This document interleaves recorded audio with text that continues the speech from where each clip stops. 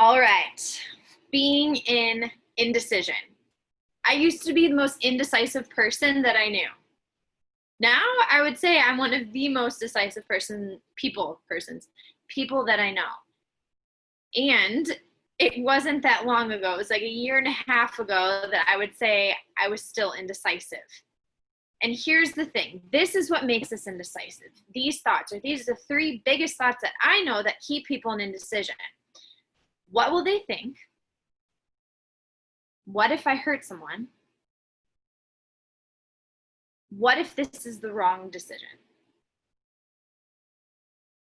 Now, these three questions, when you choose not to make a decision because of these three questions, you are making a decision out of fear, and fear yields more fear.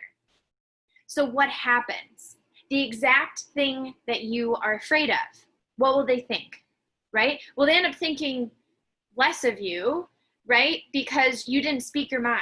You didn't share what you actually wanted to do, right? Or what you actually needed. So then there's a lack of trust that is built, whether it is known or not, whether it is conscious or in the subconscious, right? There is a lack of trust that is built in a relationship because you are not trusted within yourself and with the other person to make a decision and speak your mind, to say what you really need. You end up hurting people. Again, there's resentment that gets built up when boundaries aren't set, right? There is an unspoken hurt and an unspoken crevice that is built between two people when we can't trust the other person is going to say what they need and what they want and what they really mean. So you end up staying with somebody, let's say in a relationship, because you're afraid of hurting them. But let's say you stay 2 years or 10 years or 20 years instead of the 6 months or 2 years or 5 years that you knew. You end up hurting both yourself and the other person because you stay in it way longer than what you truly wanted. And so you end up hurting yourself and the other person because you waste more time. And the last thing is, what if I miss this opportunity? And you start thinking about all the opportunities, all the shiny objects, right? That you actually stay in limbo and you don't make a decision, which then in the end, you end up missing opportunities because you don't go all in.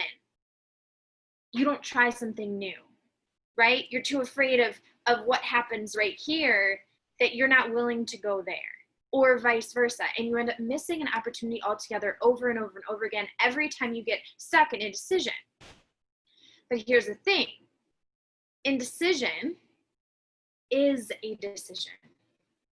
It's a decision to let go of all these things that are in front of you, right? It's a decision to hurt that person. It's a decision to care what they think. It's a decision to not take that opportunity, right? So by not making a decision, you are making a decision, but it's not the one. And here's the question for you. It's not the one that's going to cause you to grow. And so what decision, when you're faced with a decision, even if it scares you, what is the one that's going to cause you to grow? And that's something I have to ask myself almost every day. Is it comfortable? No. Is it scary? Heck yes. Is it going to cause me to grow? Yeah, it will, right? And if it's not, if it doesn't challenge me to become the woman that I know that I'm meant for, if it doesn't challenge me to become the woman that I know that I am, that I know that I am capable of, then that might not be the decision that I want to make. And so what if it didn't have to be this way, right? What if you didn't have to be indecisive? What if you didn't have to hurt people? What if you didn't have to care what other people thought? Or you didn't have to care as much as what other people thought? What if you made decisions from an abundant place? What if you didn't miss out on opportunities? It doesn't have to be this way.